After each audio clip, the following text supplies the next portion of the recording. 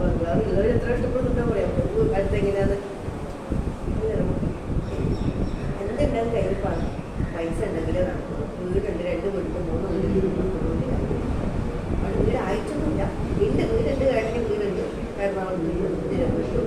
പക്ഷെ ക്രിസ് എനിക്ക് സമ്മാനിച്ച വീട് എടുക്കണത്തിലേ എടുത്തിട്ടില്ല. അത് പതുക്കെ പതുക്കെ എടുക്കും.